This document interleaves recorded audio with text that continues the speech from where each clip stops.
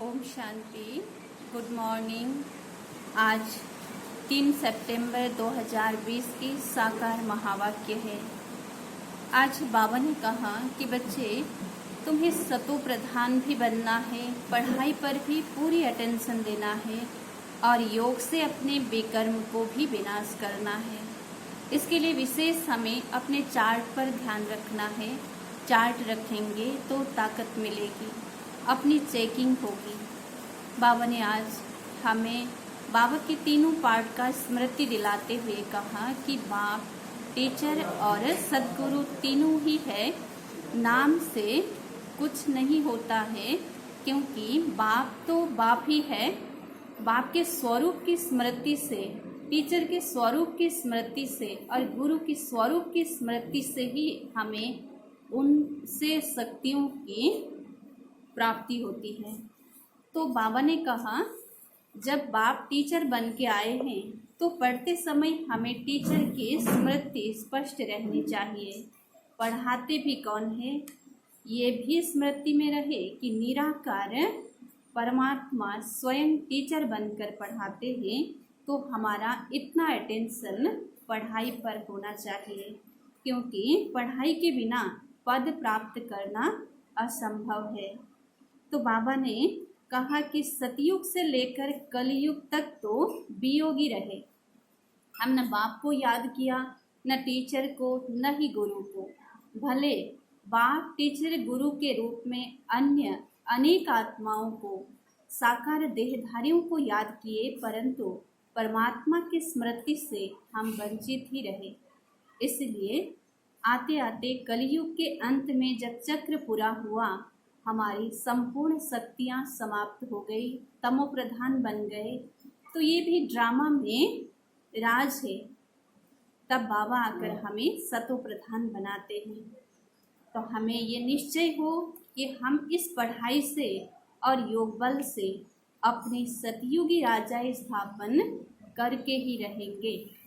तो इसमें बाबा की मदद हमारे साथ है। बाबा हमेशा हमें स्मृति दिलाते हैं कि बच्चे, तुम्हारा यादगार जो है, शास्त्रों में भी अक्षयोणी के सामने 5 पांडव की विजय, ऐसे ही हमारे साथ परमात्मा है। इस निश्चय के आधार से हम विजयी बन सकते हैं। तो विजयी बनने के लिए हमें अपने आप में, बाप में तथा ड्रामा में संपूर्ण निश्चय की आवश्यकता है। निश्चय बुद्धि ही विजयी बनते हैं। आज बाबा ने मुरली के सार में बताया, मीठे बच्चे, याद से सतो प्रधान बनने के साथ साथ पढ़ाई से कमाई जमा करनी है। पढ़ाई के समय बुद्धि इधर उधर न भागे। प्रश्न है, तुम डबल अहिंसक अननोन वॉरियर्स कि कौन सी विजय निश्चित है और क्यों? तुम डबल अहिंसक अननोन वॉरियर्स की कौन सी विजय निश्चित है और क्यों? उत्तर है, तुम बच्चे जो माया पर जीत पाने का पुरुषार्थ कर रहे हो, तुम्हारा लक्ष्य है कि हम रावण से अपना राज्य लेकर ही छोड़ेंगे। यह भी ड्रामा में युक्ति रची हुई है। तुम्हारी विजय निश्चित है, क्योंकि तुम्हारे साथ साक्षात परम पिता परमात्मा है। तुम योग बल से विजय पाते हो। मनमना भव का महामंत्र से तुम्हें राजाई मिलती है। तुम आधा कल्प राज्य करेंगे। गीत बजता है, मुखड़ा देख ले प्राणी दिल दर्पण में, कितना पुण्य किया और कितना पाप तूने इस जीवन में। धारणा के लिए मुख्य सार है, नंबर 1, इस समय पूरा पूरा मर्जीवा बनना है। पढ़ाई अच्छी तरह पढ़नी है।